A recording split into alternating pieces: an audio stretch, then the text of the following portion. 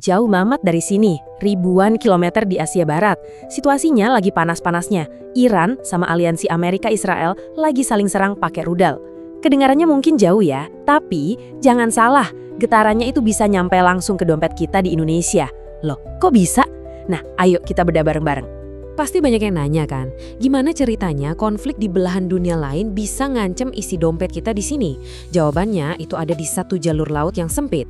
Dan seberapa kecanduannya kita semua sama yang namanya minyak. Tenang, kita bakal urai satu persatu. Oke, ini dia peta perjalanan kita.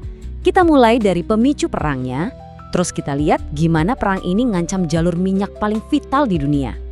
Dari situ, kita telusuri efek guncangannya ke ekonomi Indonesia, sampai akhirnya berasa banget di kantong kita. Dan terakhir, kita intip apa sih jurus yang dikeluarin pemerintah, baik buat sekarang atau buat nanti. Semua ini dimulai dari sini, perang yang memanas. Jadi ceritanya tensi antara Iran dan aliansi AS Israel itu sampai ke puncaknya. Mereka mulai main balas-balasan rudal, dan tindakan ini ya ampun langsung bikin seluruh dunia nahan napas. Aksi saling serang itu langsung menciptakan efek domino.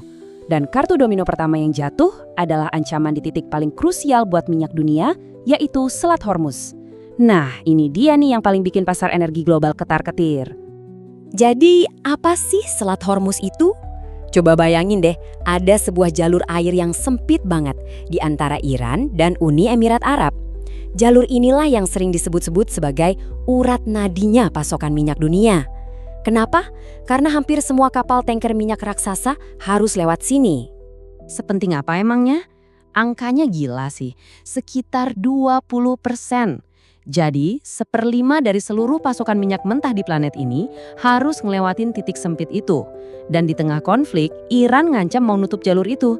Coba bayangin kalau 1/5 pasokan minyak dunia tiba-tiba stop. Ini yang bikin seluruh pasar global panik. Kepanikan global itu akhirnya sampai juga ke teras rumah kita. Sekarang, ayo kita lihat gimana guncangan dari sana bisa merembet sampai ke buku kas negara kita, APBN. Nah, ini dia inti masalahnya. Setiap tahun, pemerintah kita bikin APBN itu kan pakai asumsi harga minyak. Tahun ini, patokannya cuma $70 per barrel. Tapi, gara-gara konflik ini, prediksi terbaru bilang harganya bisa meroket sampai 100 bahkan $120 per barrel. Jauh banget kan bedanya? Dan situasinya memburuk dengan sangat cepat. Nggak lama setelah konflik pecah, harga minyak langsung terbang lewatin asumsi APBN, nyentuh $79 per barel. Ingat ya, ini baru pemanasan. Kalau konfliknya lanjut, potensinya bisa sampai $120. Terus selisih harga itu kalau dirupiahin jadi berapa? Siap-siap kaget ya, 515 triliun rupiah.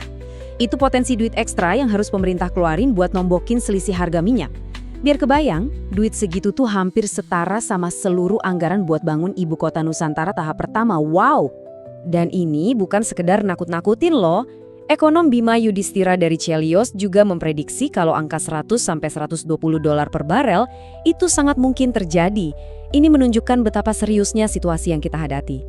Masalah utamanya buat kita adalah Indonesia ini statusnya net importer minyak. Artinya, produksi minyak kita sendiri nggak cukup. Jadi kita harus beli lebih banyak minyak dari luar negeri. Nah, pas harga minyak dunia naik dalam dolar, tagihan belanja negara kita ya auto bengkak.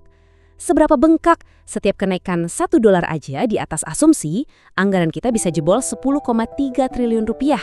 Eits, guncangannya belum berhenti di situ. Ada efek kedua, rupiah kita bisa melemah. Gini, kalau ada perang, investor global itu biasanya panik. Mereka bakal narik duit mereka dari pasar yang dianggap berisiko kayak Indonesia, terus dipindahin ke aset aman kayak dolar Amerika atau emas. Hasilnya, ya nilai tukar rupiah kita bisa ikut kena tekan.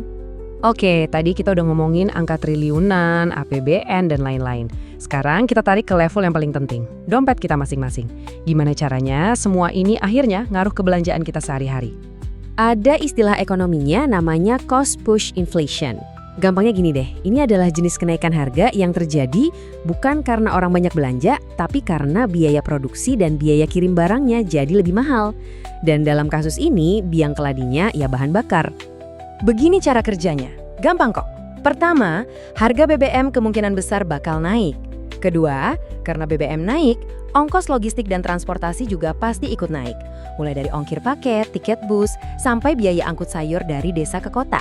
Dan akhirnya, Yap, kenaikan ongkos angkut ini bikin harga barang di pasar, terutama makanan, jadi ikutan meroket. Nah, terus pemerintah ngapain? Tentu mereka nggak tinggal diam dong. Ayo kita lihat apa aja solusi kilat yang disiapkan buat meredam pukulan ekonomi ini. Pemerintah langsung gerak cepat. Gak lama setelah krisis ini memanas, Presiden Prabowo langsung kumpulin para menterinya buat nyusun langkah-langkah mitigasi. Hasilnya adalah serangkaian strategi jangka pendek. Ada 2 jurus utama jangka pendek yang diambil. Pertama, Kementerian Keuangan bakal pakai APBN sebagai shock absorber atau peredam kejut buat nahan kenaikan harga.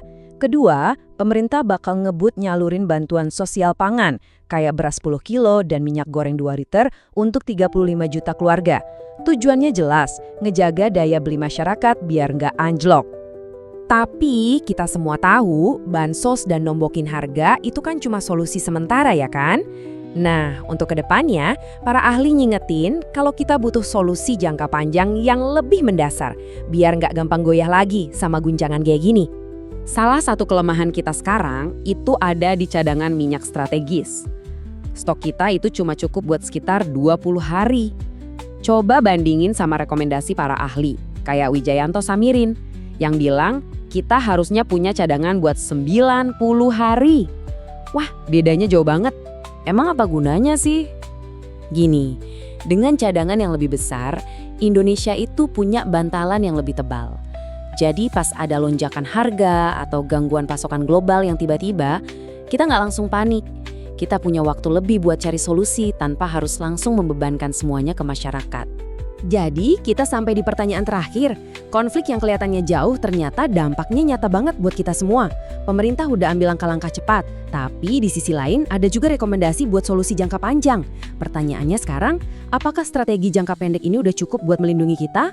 Atau haruskah kita menuntut sebuah rencana jangka panjang yang lebih berani dan fundamental demi keamanan ekonomi kita di masa depan?